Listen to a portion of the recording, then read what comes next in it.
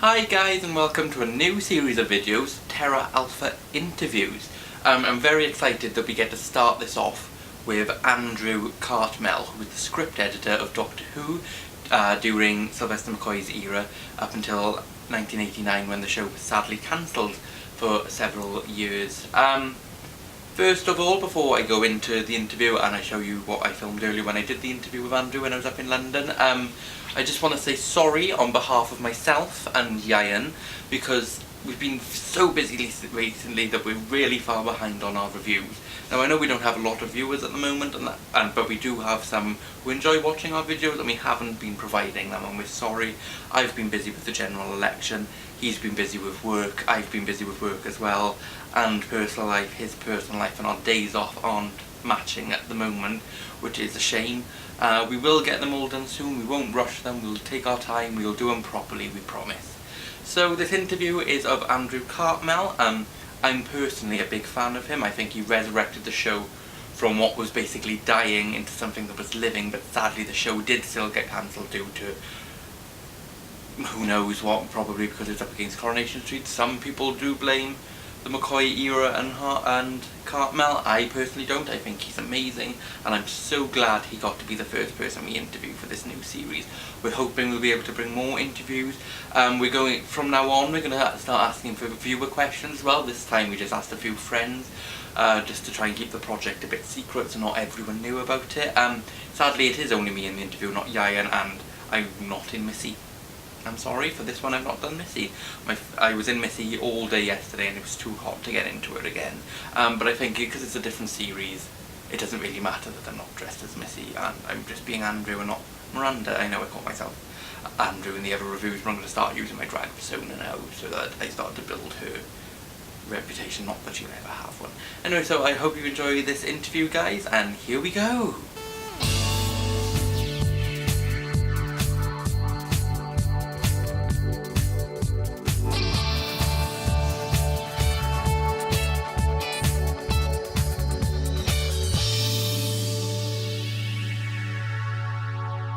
So, I recently read your book, The Script Doctor. Thank you.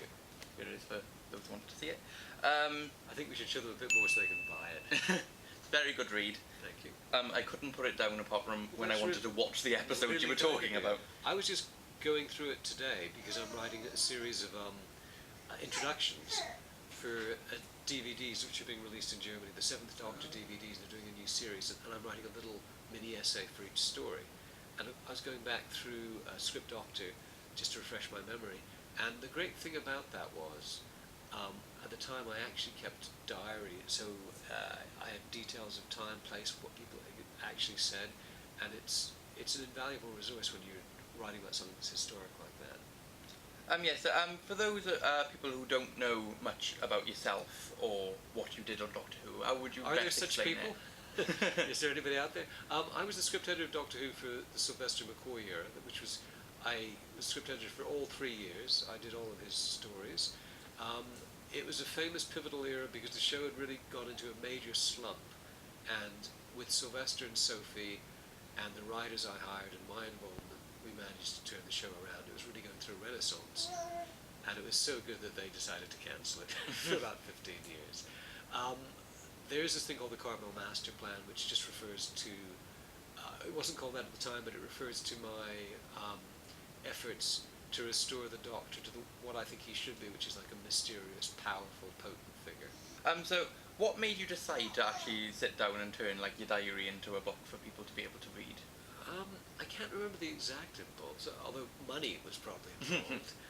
Although it wouldn't have been a great deal of money because it was just a Doctor Who book. I like to think that I felt, well, obviously there was a market there for people who wanted to know more about Doctor Who and about the history of the show, and also that it seemed worth preserving what I'd written down. It was a unique opportunity because I didn't really keep a diary for very long in my life, and it happened to overlap with the years I was working on Doctor Who. So it was an historical document which was completely accurate. It was from primary sources. I was there, the other people were there, and I recorded what was said and done at the time. So I'm delighted that I did it. Whatever my original impulse was, I'm tremendously proud of the book because it's unique. So, in the beginning of the book, you mentioned a script that you wrote which you sent to like TV channels and your agent.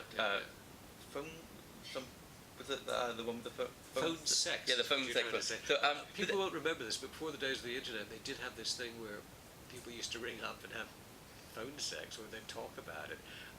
But I'd written a load of television plays. The way it was in those days is you used to have a slot still for a one-off story, which is like a mini movie, and they were called TV plays. They're dead now. That almost never happens. Everything is series and serials. But in those days, there was still potential for one-off stories, and so I wrote a load of those. I probably wrote 10 or 20 to try and break into the industry, and I sent them around, and I made a certain amount of progress. I got invited to the BBC and so on.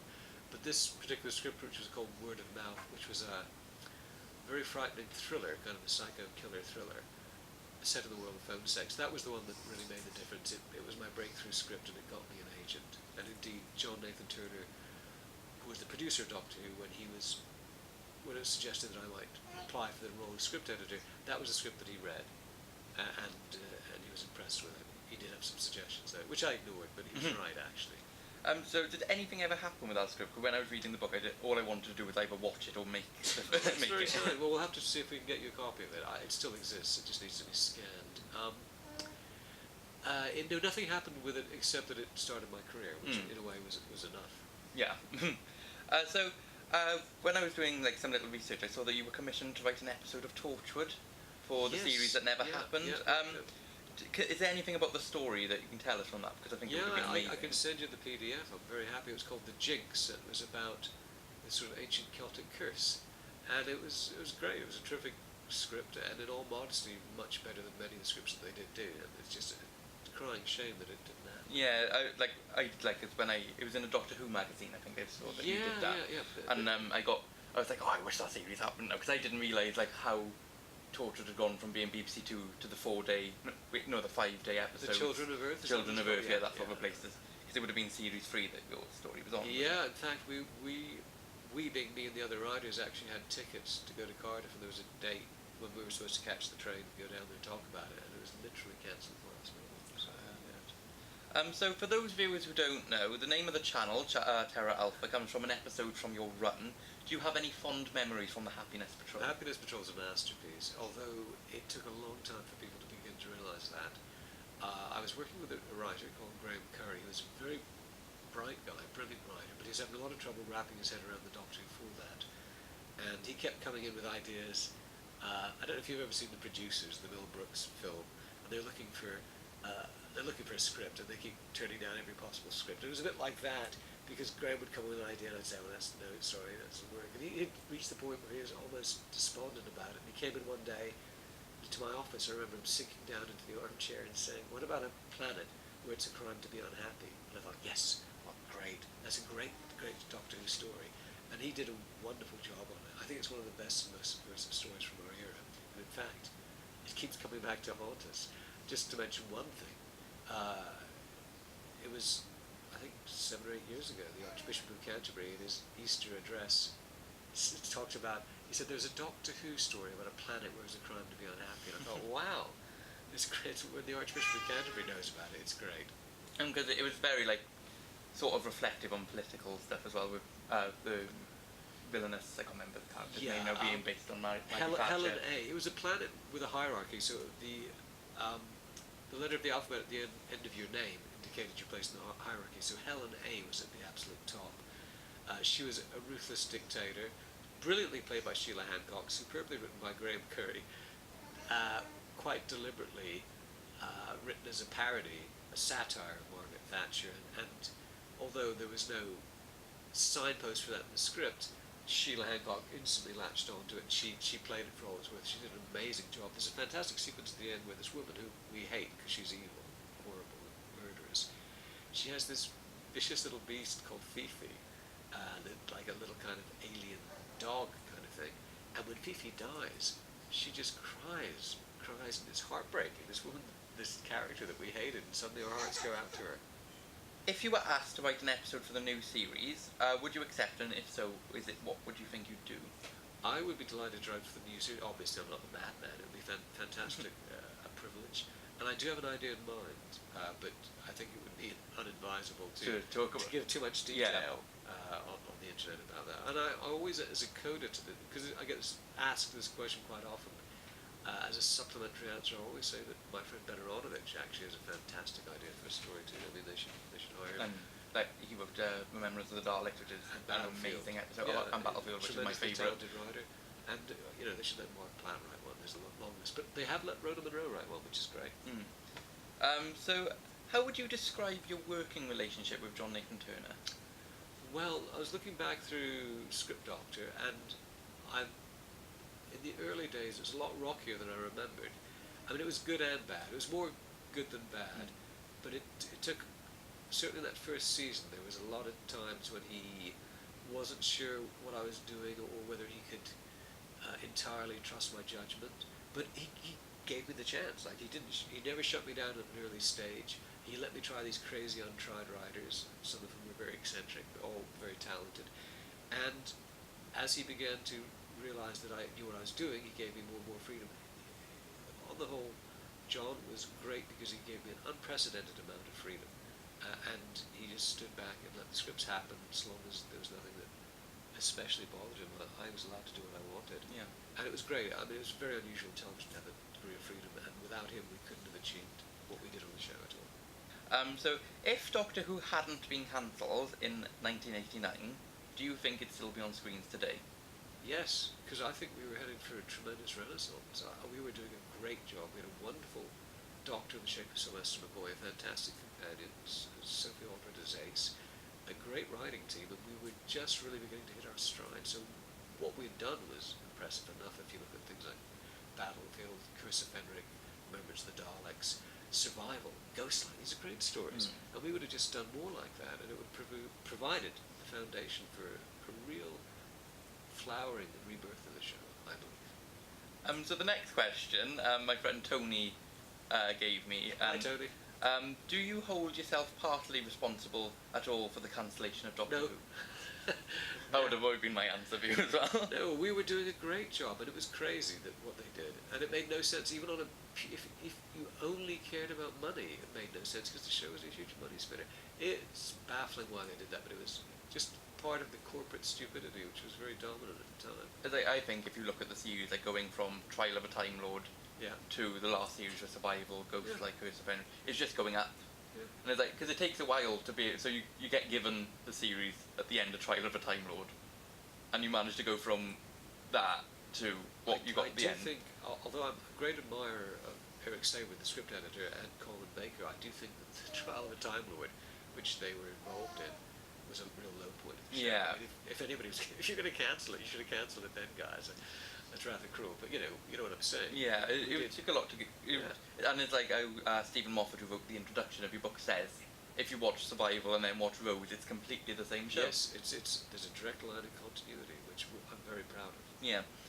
So the rest of the questions are from my friend Adam, who now lives in Canada. Hey Adam, I'm Canadian, so good for you. And he's a massive fan of yours. Which part of Canada, do you know? Oh, I'm not too sure, but it's a big country. He's a massive fan, and he said he was very jealous that I got to come to do this today. Do you regret any decision you made during your tenure? Yes. And is there anything you regret that you decided not to do? Well, it's all the same question, because what I regret is something I didn't do, and it was this. The first story I was involved in was called Time and the Rani, written by Pip and Jane Baker, and I really didn't like that script one little bit. And they would take no suggestions from me, they just continued to write it the way they wanted to write it. They were old established pros, very respected, great deal of success in the business, but I hated the script, to be honest. And what ended up on the screen was nothing to do with me. I mean, some people love it, and I'll take no credit for Time and the Rani, but if you don't like Time and the Rani, and I don't, I will take no blame for it. So here's the thing I regret. What I should have done at the time is said, look, if I am the script editor, I either want this script completely rewritten by the Bakers or by myself, or I want to sack them and get a completely different script, because I loathe that script. So should have said, if I can't do that, that's fine, but I don't want a script editor credit on this story. Because when it came out, people thought I was responsible for it. I got phone calls from people. They blamed me for it, and because my name was on it. So my big regret is that I didn't take my name off Time and the Rani as script editor. I'm very happy to stand by all the other stories that went out with Sylvester take credit for those, but not Time Irani. And I think that if I had demanded to take my name off it, either, well, they might have sacked me, but either they would have done so, which would have spared me a lot of grief, or it would have caused such alarm bells to ring that maybe they would have scrapped that script or forced rewrites on it to bring it up to the standard, which I felt it fell so far short. I don't love it, but I do like Time Irani just because I love the character of the Rani. The Rani, who was created by Pippa Jane Baker, is a tremendous character. I think she's great. She's a female Time Lord, Time Lady, and wonderful concept. I just don't think particularly well used. I think the brand of science fiction is old-fashioned and clunky. Yeah, it's like I didn't really like the pet traps that much, and I think the basic story idea was quite good, but the way it developed across the full Their part was dialogue and characterization is very poor, but they're very good at plot construction. The sets designs by Jeff Powell are absolutely magnificent. Those crazy kind of futurist gargoyles, they're wonderful, and the actors were terrific, starting with Kato Mara as the Rani, and of course Sylvester as the Doctor. So there's a lot there, a lot of potential there, and a lot of people do like it, but I don't, and I don't want to be held responsible for it. So I've always regretted that. Oh, and I do have one other regret, is that I didn't write a bunch of stories for the show, because I thought it was my job to hire other writers instead of commissioning myself. So for many years, I keenly regretted that, because from a financial point of view and from a career point of view, I could have done with those credits. On the other hand, if I had commissioned myself, it would mean that certain other stories were never born, so to speak, and I would have hated to have to have chosen those, because other than Time Irani, I love those stories. Yeah. So it's and also as the years go by, and I'm not so desperately short of readies, the sting of not having written those stories and the financial consequence of not having written those stories seems less compelling. Yeah. So for me, the McCoy era is like my favourite of the classicals, and it was my favourite until it's still my favourite era, but I sense that coming. Capaldi's become like my new favourite Doctor. Capaldi's great, and I feel although this season has rallied strongly, I felt that he was rather unfortunate that he's had a lot of dodgy scripts. Yeah, that's what it's like. I prefer the McCoy era to the current era of Doctor Who, but I prefer Capaldi just beats McCoy in for me as the Doctor, but I love them both so much. Yeah. The Sob's my favourite, but I think all the new Doctors have been very good. But Capaldi was great because we moved away from the young, pretty boy glamour Doctors, who were wonderful, but this was a different tonal approach. I liked it a lot. I feel like Capaldi's like a classic Doctor. Exactly. And it works so well. So the next question off Adam is, do you still watch the show? People always ask me that. They're always surprised when I don't, because to explain why I don't watch the show, I've evolved an answer, which is very true about what I feel like. The show's a huge success, and watching it for me would be like seeing your ex-wife really happy with somebody new. So that's why I don't watch it. Having said that, I do see the Christmas specials each year. So I every year I dip in and see the Christmas specials. So I am familiar with it to that extent. Side question, just because you've mentioned the Christmas specials. What do you think of the character of River Song as in the Doctor's wife? I'm completely opposed to any notion that the Doctor has a wife, a dog, a cat, children, anything that brings him down to earth, that makes him more normal. Even making him a Time Lord amongst other Time Lords is a bad idea. And that's why my era, I set about trying to revert him to a complete enigma. I kept all the Time Lord continuity, but said that there was something more than that. Yeah. So I think I think she's a fantastic actress, but I think giving the Doctor any kind of attachments like that, significant attachment, is just suicidally foolish. What is your favourite new Who story? Oh, I really like Smith and Jones. That introduced Martha. Yeah. I thought that was splendid. I like that one a lot. And I think Freema Agyeman was a wonderful companion, but kind of criminally underused. Yeah, and let down. Her potential was immense. But then again, that's all part and parcel of this thing about the Doctor having this kind of soap opera thing with companions and other characters. I just think that's wrong. I'm with Terrence Dicks on that. No snogging the TARDIS. Oh God, yeah. Because it just makes him too mundane. That's my feeling, and I think it's a cul-de-sac. And Freema's character was somewhat collateral casualty of that kind of story. Yeah, I think. I sort of felt bad for Freema because she came on straight after Billy Piper, and everyone loved Billy and David. Yeah. I weren't that big a fan of Billy rose by Piper the was, end. was great, but but I think that Freema Agyeman as Martha had more potential. Yeah. So this is the last question, which is sent in by Adam again, and I think it's quite a good question actually to end on. What is one commonly held misconception amongst fans about your time in charge that you'd like to change?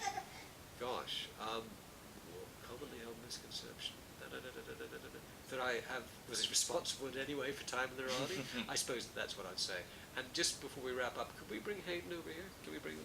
You might have heard some little noises off during the course of this. What I was expecting would be that it might be my cat Jade, but no, it's this little character here. Little baby Hayden. Hello. Wow. So here he is. And if you heard any extraneous noise, it was from this young chap. Hello.